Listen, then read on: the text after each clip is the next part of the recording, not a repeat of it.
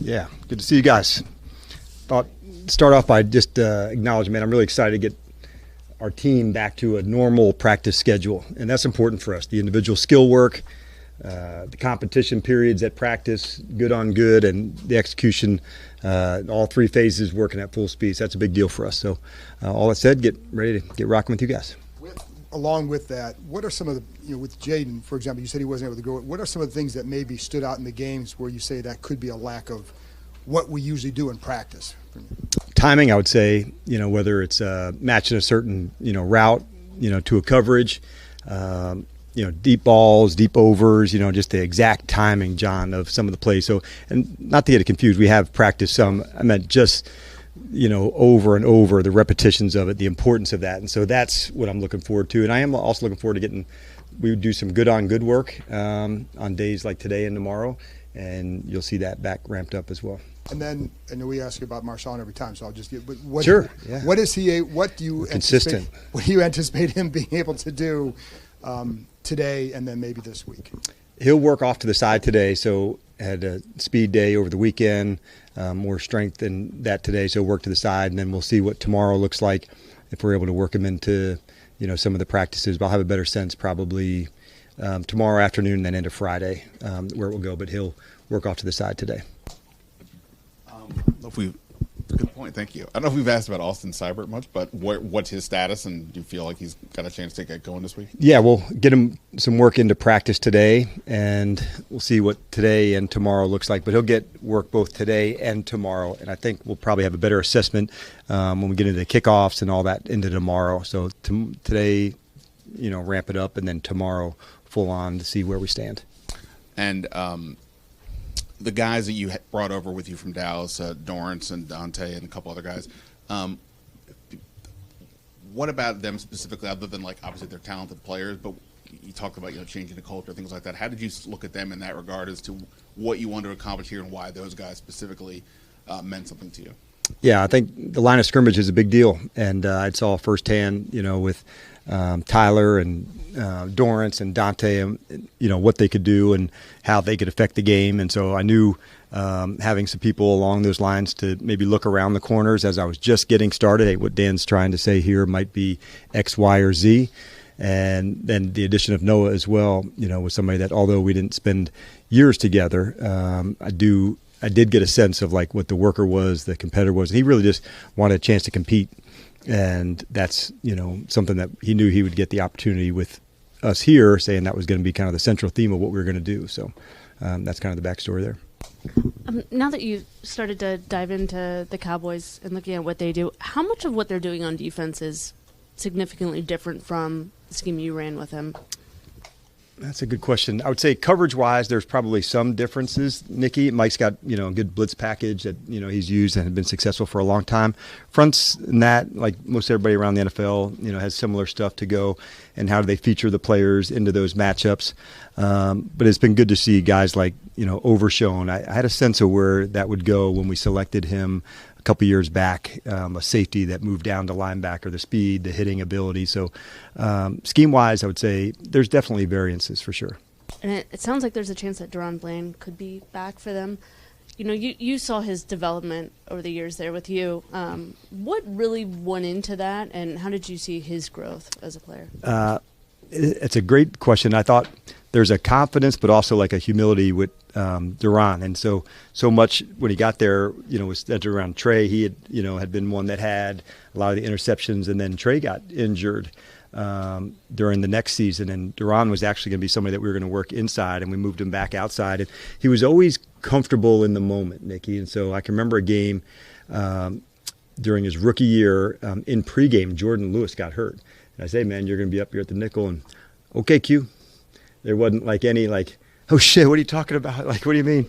So it was just this very cool confidence about him. One common thread for a lot of guys is the secondary coach, Al Harris, really skilled in that way. And so the combination of Joe and he, together, and to see a guy like Deron, take off, it was really, cool to see. Have you seen anything around the facility yesterday or today that shows you the benefits mentally or physically of getting that weekend off? for sure, the energy today going in, and even Monday to a certain extent. And the reason I say that is it was back to tell the truth, the full extent of it. We had a chance to go through what we liked, what we didn't, and kind of discuss it. And what's the individual skill work that we want to get better at. And so we were able to kind of outline that and make a really strong declaration. This is what we want to improve upon. And so, yeah, there was definitely a difference in them knowing what we're looking for at practice, over the next few days, a ramped up speed part of that. That's a big deal for us. I know you're a big process guy. Was there anything coming out of that short week or the way that you could change your normal practice schedule now that you feel like, oh, okay, this is how we can improve on that area going forward? Like you're saying, like next year's Thursday game?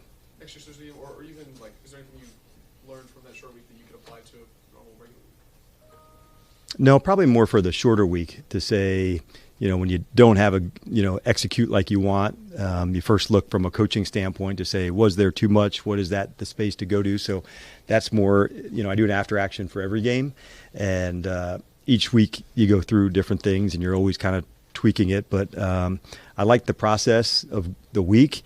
I don't like the result of it, but I did love the fight, the energy of the guys going into it. So that part was good, but the execution part, I got some notes on that for sure. Hey, good afternoon, Coach. Good afternoon. We've talked before about the tendency, obviously, copycat league and all those things. When you look at the way that the Eagles employed their coverage plan to take Terry out of the game, how much does that impact your game planning for the next week and even future opponents to come? Yeah, that's a great question on the copycat, because it goes on all three phases. If something worked one space, what does it look like in the next one? In this instance, really it's going to come back to us and the way that we execute and play. And so we weren't pleased with our own style and execution of how we did it. But like I said, that's not to, give them, I don't want to take away from their performance. And how do we adjust? We get to do that again in a month or so, and so we'll look forward to that. But in the meantime, back to our own structure to go. And if we do see a team trying to employ something that was effective, we generally keep that alive in our practice reps over the next 3 or 4 weeks, even if they don't have it, just to say, okay, a team may try that, to your point. And in that vein, actually kind of already touched on it, but maybe a little bit deeper, when you have a tendency that's pretty firm, pretty strong, and has been successful, but one team maybe kind of cracks the code, is one opponent enough to get you to kind of come off that tendency, or do you need more opponents to say, like, hey, we figured this out? For sure, to say, like, one's some, two's, in occurrence, but three's a pattern to me. So I would say you're always looking to say, is there, why one moment or one play in that way? But I have a sense that some of that math will change. Last couple of games, defense has largely played pretty well, but then there's just been these kind of backbreaker late big plays. How do you balance kind of the encouragement and the development with letting those guys know you got to finish that thing?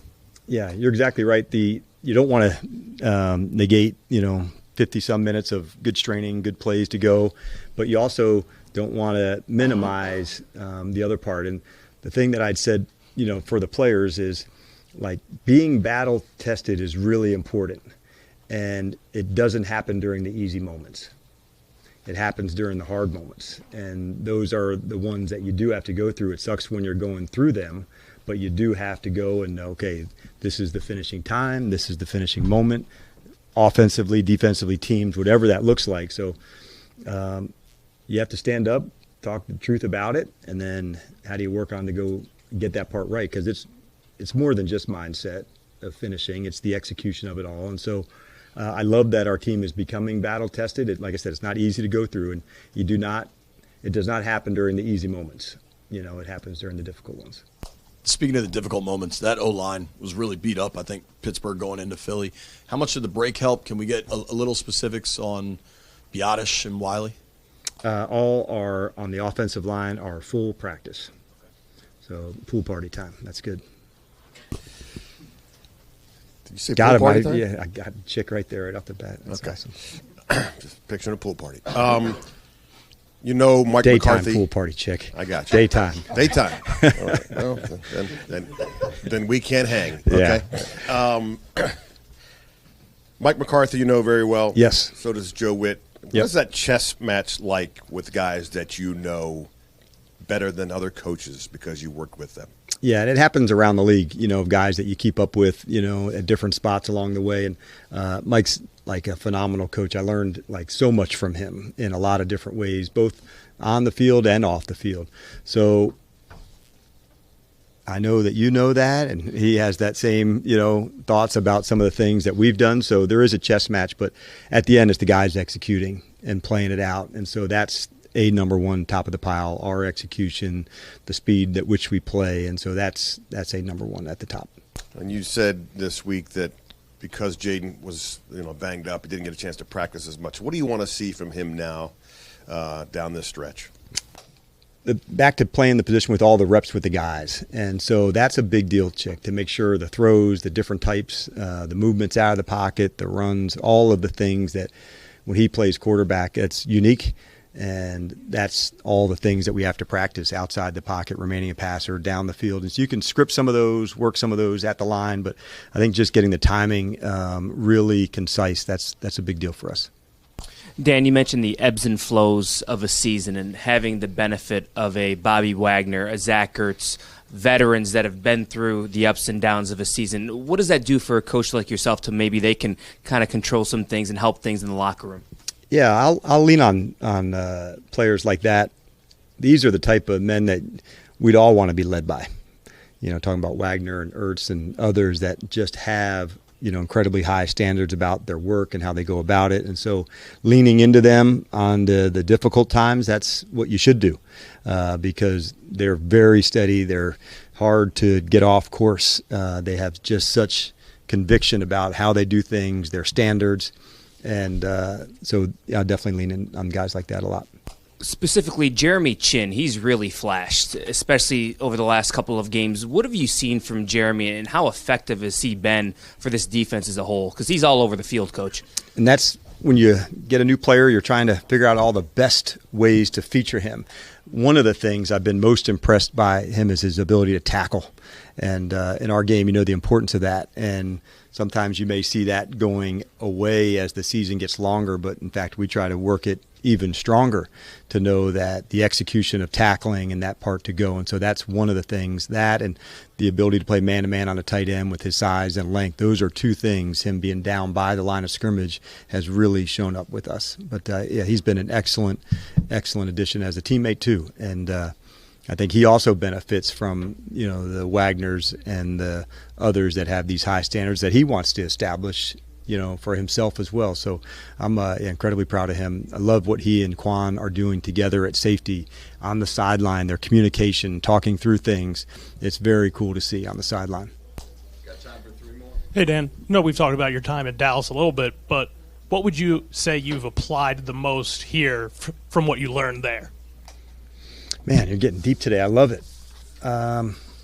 I learned a hell of a lot there. So there's probably certainly a lot from Mike and coaching and running a program and practice schedules. And he was very thoughtful about how he laid things out from an installation schedule of practice. So those were things I just watched. In fact, I kept a book, of things that I liked, in my desk drawer. That's a good deal. And I would write that in. On the personnel side, with Will McClay and the Joneses, there were certain ways about, free agency and draft and a process that it goes through that when you see something done really well, you want to take note of it. And so to see a guy like Will or the Joneses execute that part of things, another thing that goes into the book, that's a good process. And so coming into here, for me, it was more applying some of the processes on the coaching side that I could with the staff. And then fortunately, obviously with Adam here, I got to, be part of what he was building, from the personnel side. So it was incredibly valuable time for me. A lot of talk about this little break being good for the players to get a reset, to get healthy. Probably great for the coaches to get a chance to take a deep breath and kind of reset as well. What do you guys do what do the coaches do with a little bit of that extra time, and what can that do for you guys as you move forward to the back end? Even in our seasons, you guys would know, a day is a good long one. And so our times together are really intense as coaches and as ball players. And so when you can just step away from that intensity just for a moment, breathe and clear to really come back to say this is what we have to, put our attention towards to go. That's a big deal. And the bye will be a longer version of that, but in the meantime, there is good that comes from the other side of that short week that you do get to, just clear your head and get right going again. Do you task the coaches, coordinators with something specific during that time? We do. I wouldn't say it's just during that time. We keep a self-scout on like a regular basis to go, so it wasn't wait until this moment to do that. But going back through it, you are able to shine a light onto certain things to say, going into this block of this games, what's the individual skill work that your group or your unit you want to focus on, and so we have done that. Coach, you had mentioned that facing a former team doesn't mean as much to you as you go along in your coaching career, but do you have a sense of what this game means to some of your players who have played in Dallas or started their careers there, and what has your message to them been as you prepare for the game? I haven't talked to them much different about that. You probably know from now I don't make one too often bigger than another. I just think they're all really important, and we absolutely go after it as hard as we can. So for the players, you have to reach out to them, their teammates, and their connection. And as they get further along in their career, they'll recognize that too. But for me and for the guys, man, it's like Washington, Dallas week. Let's get down. All right. You guys have a good one.